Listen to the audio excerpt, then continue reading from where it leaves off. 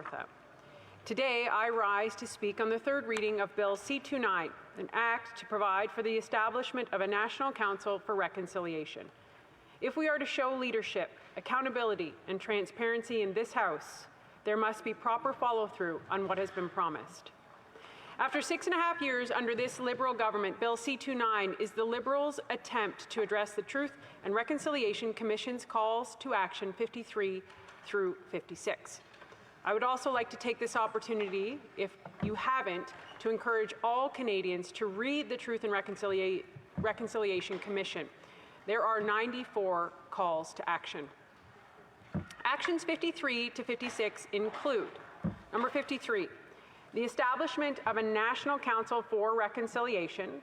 54, providing multi-year funding for the National Council for Reconciliation to ensure that it has the financial, human, and technical resources required to conduct its work. 55, to provide annual reports to show progress on reconciliation. And finally, number 56, the issuance of an annual State of Aboriginal Peoples report to outline the government's plans for advancing reconciliation. Now, if we are to work toward meaningful reconciliation with Indigenous peoples, a robust and inclusive response to calls action 53 to 56 is needed. We are the leaders in this country, Madam Speaker, and it is important we do what we say we are going to do. I had the privilege to debate this bill at second reading, where I outlined some of the issues Conservatives had with this bill, in specifics, and specifically, the Minister of Crown Indigenous Relations hand-picking the board members that were to hold the same minister to account. Concern number 2, a lack of accountability for the expenditure of the $126.5 million in allocated funds. And most glaringly, Madam Speaker, a lack of representation on the National Council, making sure that the voices of urban Indigenous advocates for women and girls, children, Aboriginal business associations, and Native development offices have a seat at the table when it comes to meaningful reconciliation.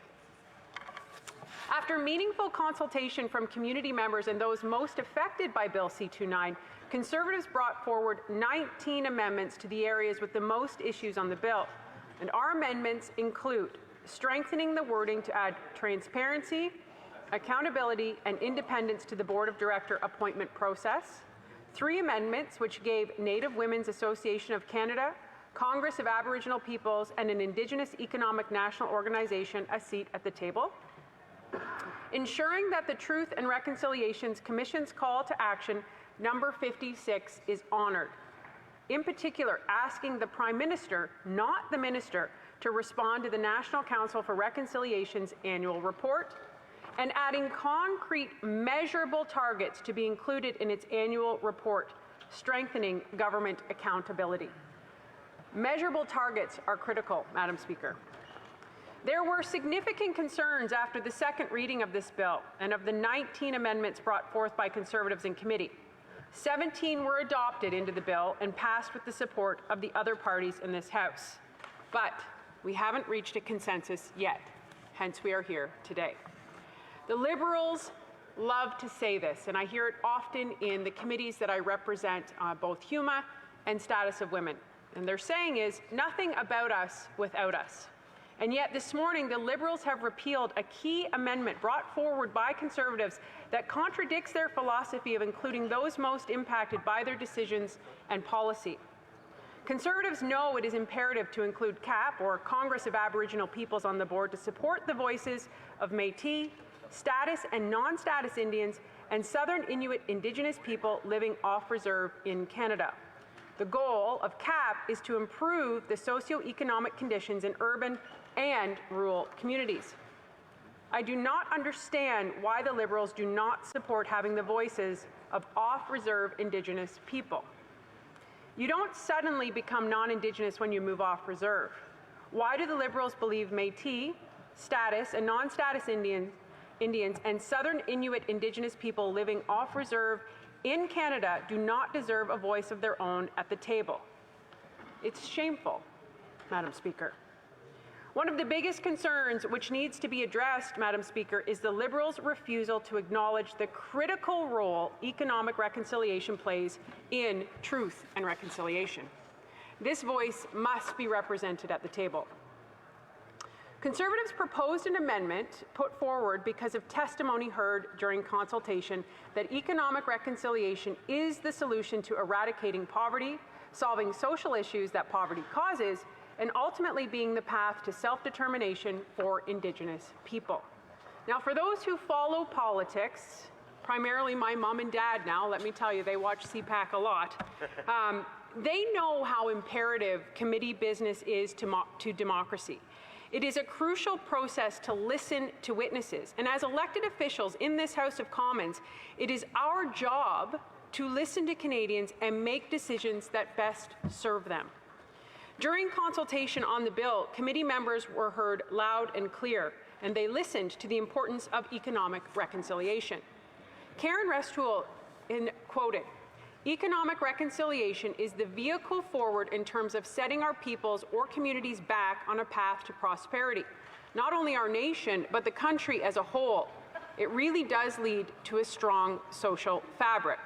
Manny Jules, quote, "I recommend that Bill C-29 be amended so that the Council's first Board of Directors also includes a member of the First Nations Fiscal Management Act institutions to ensure economic reconciliation is addressed as a foundation for reconciliation." And Ellis Ross, quote, "A number of Aboriginal leaders feel strongly that economic reconciliation not only lifts up First Nations, but also obviously lifts up the provinces and the country. The proof is out there." Yet only the Conservatives felt it was important to give an Indigenous economic national organization a seat at the table. Why? Madam Speaker, I'd like to take this opportunity to recognize the current work happening in my community on economic reconciliation. Curve Lake First Nation is on a path towards self-sufficiency and economic autonomy with the construction of a 45,000 square foot facility on their reserve that will be home to both a fish farm and a greenhouse. 19,000 square feet within the facility will be dedicated to fish production. Curve Lake First Nation plans to sell the homegrown fish and vegetables at local farmers markets and is in talks to form partnerships with grocery chains, with seafood markets also expressing interest. The facility will bring 15 jobs on reserve, with the project being a Curve Lake First Nation owned and operated business, providing a revenue source for the community alongside the employment and educational opportunities. The development of the facility was born out of a common desire from community members and leaders to foster self-sustainability. Mr. Speaker, the members of this House should be fostering more of these ideas and supporting their establishment as we look to meaningful reconciliation. As I mentioned earlier, economic prosperity of Indigenous peoples is a key solution to eradicating poverty, solving the social issues that poverty causes, and ultimately providing the path to self-determination for Indigenous people. I look forward to a Conservative government that recognizes this work and advances it further. Today, I would ask the Liberals to support our amendments and take meaningful action toward truth and reconciliation. Madam Speaker, they are only words if there is no action to follow. Thank you very much. Questions and comments? The Honourable Member Fleetwood Port Kells. Thank you, Madam Speaker. And to the Honourable Member, the colonial approach that we've taken historically with Indigenous people across the country and up the north, east coast to west coast seems to still be playing through on the fact that making this commission work is still going to require government funding for which they will be made accountable to Parliament.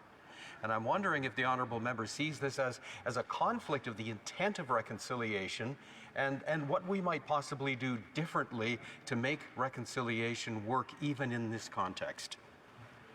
For Peterborough-Kawartha. Thank you, Madam Speaker, and thank you to my colleague for the question. And I think, we have to look at the end goal here. And the end goal is very much what we talk about when we speak of economic reconciliation and prosperity and self-autonomy, much like the example I gave in my speech of Curve Lake. We want to eradicate poverty. We want to, end systemic trauma. We want to help facilitate, but we want to get out of the way. And so I think to his point, it is important to listen to the voices, which is what we heard in committee. And again, I would put it back to that member. It is their philosophy, nothing about us without us. Questions and comments? The Honourable Member for Winnipeg Centre. Madam Speaker, and I'd like to thank my honourable colleague who I have had the pleasure of working with on the Status of Women Committee, and appreciate working with her tremendously. One of the observations I've made of the Conservatives' contributions to the debate today is their complete focus on economic reconciliation. And I did read something from the Yellowhead Institute that basically said the focus, including by the Liberal government, is on things like economic reconciliation. But certainly, I don't feel that they have demonstrated the same sort of respect for Indigenous nations who make other decisions about their lands outside of resource extraction, going to free, prior, and informed consent about how they wish to use their land. It's one thing to talk about economic reconciliation and having respecting Indigenous people's rights to make decisions about their own affairs, but I haven't seen that demonstrated in practice. Does my honourable colleague respect nations who choose not to participate in resource extraction on their own lands and territories? Does she support that? Thank you. Member for Peterborough-Kawartha. Thank you to my honourable member for the question, and I too enjoy very much working with her on Status of Women Committee. I think the discussion always has to be about, back to what I said in my speech, about listening to the people who are coming to the table. You cannot make a decision about somebody's area, reserve, without their input. So if there is not a desire or a wish to have that economic prosperity or self-autonomy, then we have to listen. If there is, we have to listen. I think what we've put forward in our amendments is that it is included among all of the other things. It is a key factor in self-autonomy. So that is what we are asking for. But we've also added all those other amendments. So I hope she sees that as well. Thank you, Madam Speaker. We have time for a brief question. The honourable member for,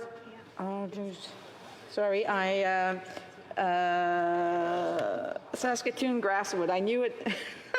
Thank you very much, Madam. It will be a brief question to my honourable member from Peterborough-Kawartha. I was on the school board for over 10 years, Madam Chair, and I am really happy with the amendments that Conservatives have made for off-reserve urbanites, if I can say that, because in school divisions across this country, that's a big issue, and I'd like her to address that. Those that have come off reserves that are unnoticed now when they get into the big cities. So I like the amendments that were proposed by the Conservatives here. The honourable member for Peterborough-Kawartha, a brief answer, please. Thank you so much to my honourable member for the question. It's absolutely true. 800,000 Indigenous live off reserve, and they are incredible, important, and if we are not addressing that. So it's a very critical amendment, and we hope the Liberals listen to it. Thank you. Resuming debate, the Honourable Parliamentary Secretary to the Minister of Indigenous Services. Thank you, Madam Speaker. First, Madam Speaker,